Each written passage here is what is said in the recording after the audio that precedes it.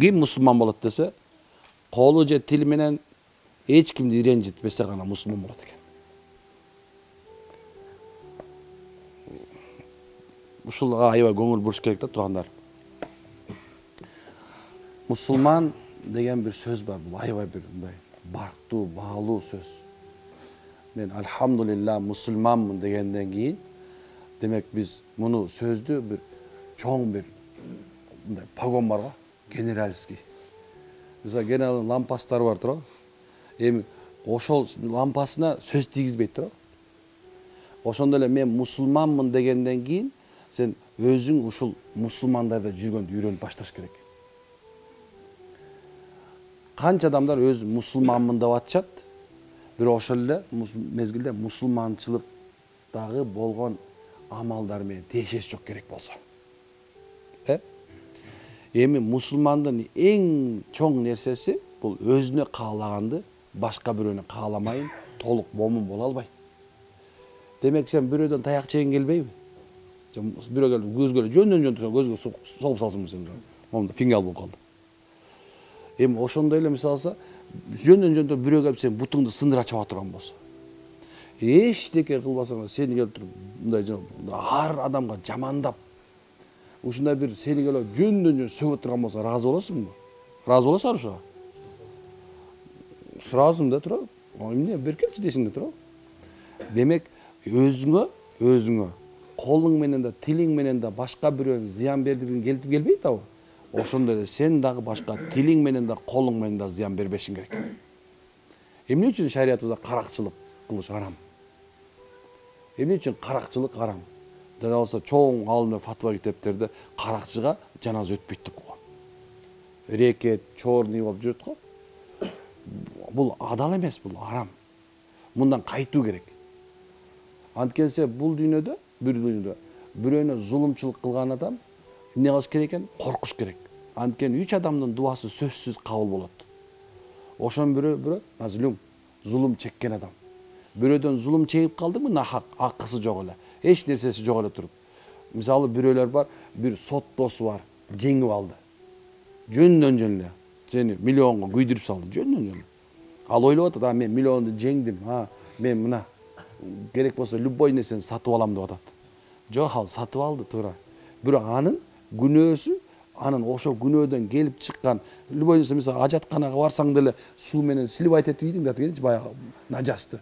Бирок жыты калып атпайбы туурабы туалеттин ичинде? Же калбайбы?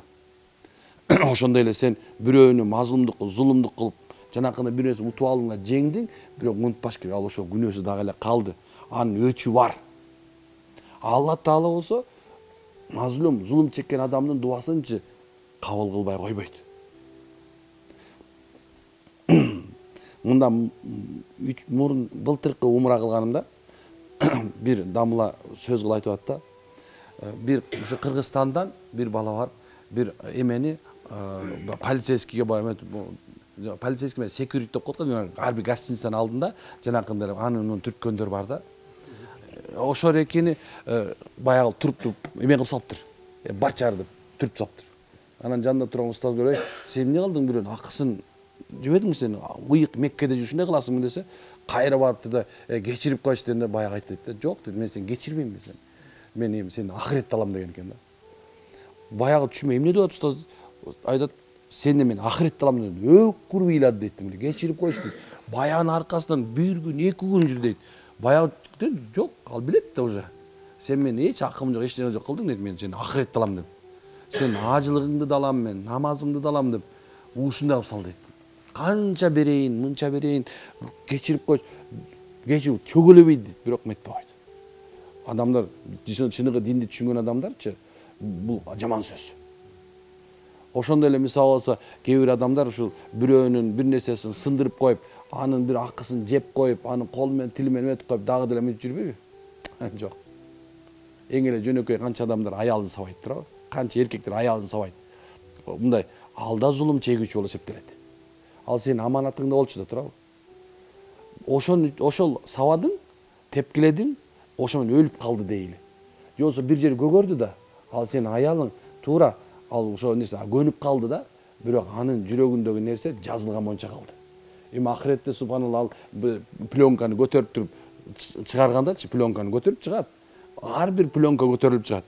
Ойлойсуз мисалы, бул жерде эки персона, кираман ва катибин. Бул экөөчү азыркыча түшүндүргөндө видео камераны алып кытыгына мени тартып аткандай мындай тартып турат. Секундтагы. Эки эле мезгилде тартпай, сен качан ажатканага барганда, аны эрди катын ортодо мамиле кылып атканда эмнекен жашырылат. Калган убакта жашырылбайт, тартып атат. Эми ошол келип туруп баягы кассетаны баягы дискти, алкан пленканы баягы эмеге салганда, Аллах Тааланын кыяматта таразасына салган мезгилде эч нерсе кемибей туруп чыгып берет. Мына ошол мезгилге калып калса, сени менен мени бирөөгө колуң менен, тилиң менен, бөтөнчө аялыңа жанакы инткениңчи, анда Кудай сакта. Аял по полной алат да. Мындай адам мындай эме болушу мүмкүн. Бир машхур бир хадис бар. Ошондо адамдардын кыяматта аларга доо коюучулар айтат экен: Алла, мен баландайда доом бар. Ошол доомду алып бер. Ал сүдүрүлүп алып келет экен. Ошол мезгилде периштелер ушундай залым болот. Алар эч кимди карабай, алардын жүрөктөрүндө бир дагы мындай сожаление деп коет го, мындай аябоо сезими болбойт алардын. Сүйрөп алып келип туруп бир эмеде алардын сүйрөгөндө бул бети сыйрылып калат экен, жерге сүйрөгөндө. Бети этиң бар го, ошо шыпырылып бети жок келет дейт. Бая айтат экен: Алла, мындан доомду алып бер дегенде айтат экен: ал дейт. Баягы жерде ал мезгилде акча бере албайсың, кечирим сурасаң өтпөйт, уже болду. Ар бири мындай тетиги таразаны эле карап турат да, көбүрөөк демес экен. Ким мени түртө койду экен? Ким мени бир нерсе керек болсо жөндөн жөн түртүп сакалыңды жулуп койгон үчүн айтат экен. Мен сакалымды жөнү жулком, мен жөн эле турган болчумун. Жөн эле тургам, тамашалап ушундуктан мени келип туруп ийектен бир урган. Же болсо жөн эле турсам эле келип жамбаштан бир тебийген. Ойноп эле кылып аткансың да, анчы. Ал деле ойноп атат, сен да ойноп атасың, бирок ошол күнү ошо ойноп кылган нерсең сага минус болот экен да кайрачы. Аны айтылат: ал дейт. Анын бүт соопторун бар алынып өткөн. Соопту кандай алат десе, алымдар үчүн ал мезгилде адамдын соопторун, мисалы бул майка кийип турат го адамчы.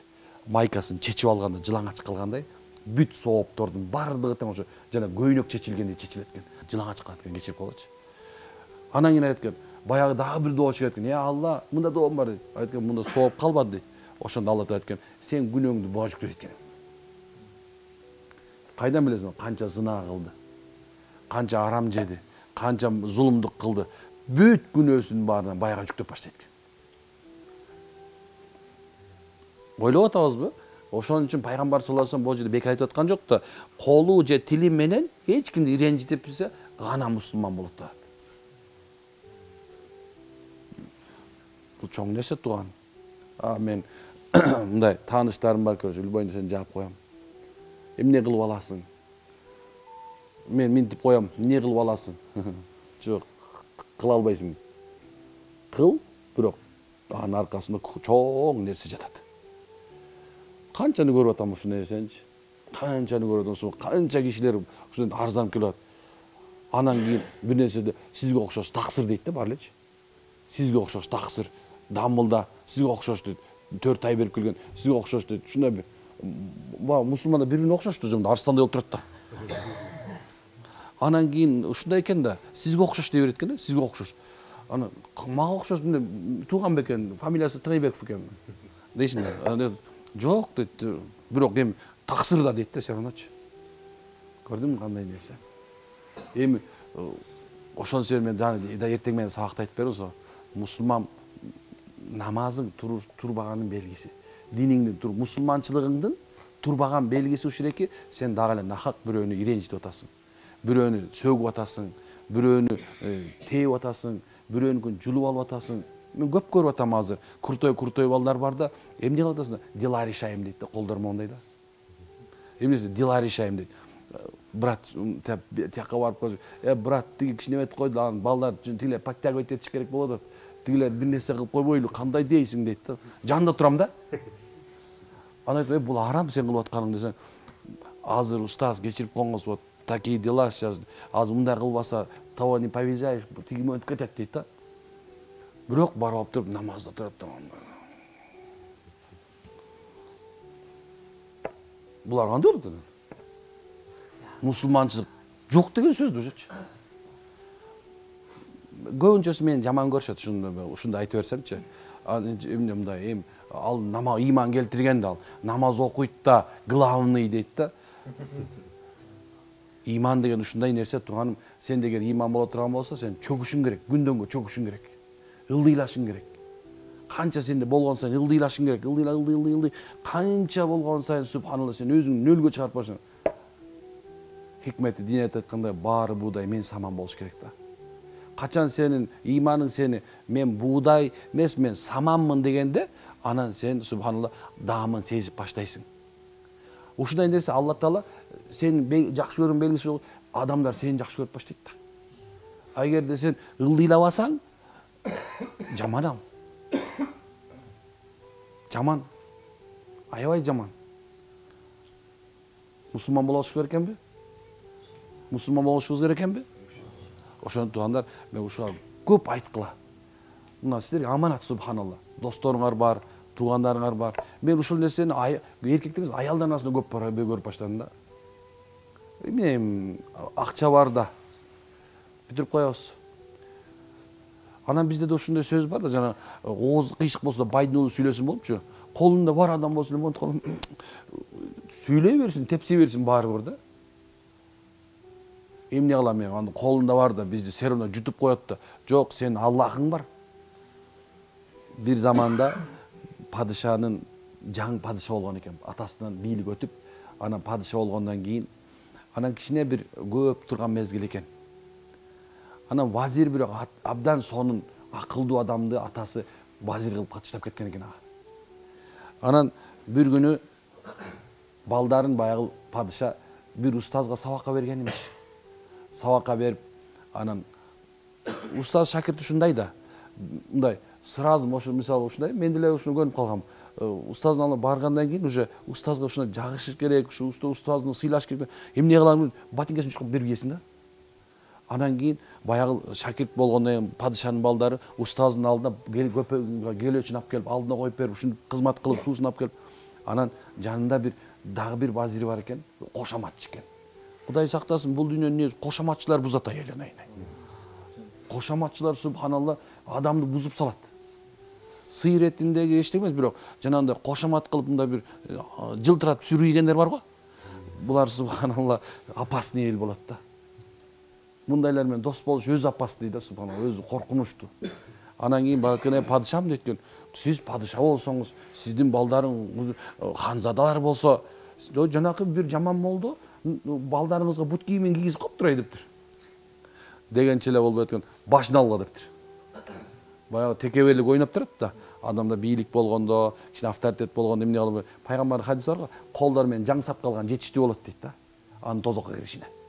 Текеберликтин биринчи белгиси. Алып койчу. Кол монтип калат да, монтип калат. Монтип. Анан кийин баягы ошенткенден кийин баягы устазга жетет экен. Мел дептир. Ал алым иликелер алым эле болгон эмес, балки жөнөкөй адамдарды хансарайга алып келген эмес. Кудайдан корккон өтө такуу адамдарды алып келген. Ал мезгилдин эмелери, молдолору азыркы бизге окшоп баш ийип берген эмес. Биз баш ийип атабыз. Анткени себеп субхан заман ушундай, мурункулар болсо бетке айткан. Ушундай нерсе. Ана макул дейт, келе берсин. Жайнаманы салып коюп тургандан кийин даарат алып баштаптыр. Баласы атасын көзү чуркаптыр.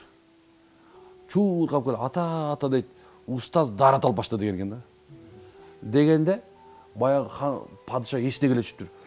Эй, баш ал деген токтотко дептир, бирок баягы уже палач баш алгычы жетип калган экен да. Вазирде жет бар деген экен да. Болсо сенин башыңа алам деген экен да. Анан баягы чочуп кетти, эмне болоорун билбейт. Анан бала экинчи жолу чыгып калды. Уста, ата, устаз деген жай намазга бутун кое баштады деген экен да. Көрдүңбү кандай нерсе? Мына ошондо баягы падыша чуркап жетип барып туруп, баягы бисмилла деп туруп баягы эмеге сажда жай намазга бутун коерде башын койгон турбай баягы падышачы. Баягынын башына буту тийген экен да. Устаз кечирип коюңуз деген, кечирип коюңуз. Мен туура эмес нерсе эме кылып алдым, кечирип коюңуз. Мен сизге шакирт болуп жүрүп, өмүр өткөнгө чейин ботинкесин кийгизген дейт да. Бул окуядачы, бул кээ бирлерге түшүнбөшүң эмне үчүн, эмнеге депчи. Анткени себеп момундунчу эгерде ал нахак акысы жок эле бир нерсеге душар болуп турган болсо, ал Аллага кайрылып кое турган болсочу, аны өтпөй калбайт. Мына ушул жерде силердики деле ушундай, биздики деле ушундай. Биз азыр болгон нерсе Аллага кайрылбайбыз да, так тааныш, сотто тааныш барбы я? Милицияда тааныш барбы я? Так, финансы тааныш барбы? Так, тааныш издейсиң да. Сен бир проблема менен тааныш издейсиң да. Бирок биздин таанышыбыз постоянно күтүп турат биздичи. Ал тааныш бизгечи. Ал тааныйт бизди дагычы. Дос, мощный, любойуна жардам берет. Просто ошого көбү кайрылбай атпайбы азыр. Эмнесе субханалла. Көп убактарда ушинтип биз адашабыз. Падыша башын койгон үчүн өмүр бою эмне болду? Шакирт боло турат. Мурункулар билген ушундай болгон. Азыр биз болгон нерсебиз, биздин намаздарыбыз турбаган себептен биздин ахлактарыбыз турбай атат, ахлагыбыз турбаган себептен биздин дубаларыбыз көтөрүлбөй атат. Ошон үчүн иншалла аракет кылабызбы? Анда амин. Субханака ва хамдик. Ашхала анта астагфирука ва атубу илейк. Кудайым күнөөбүздү кечирсин.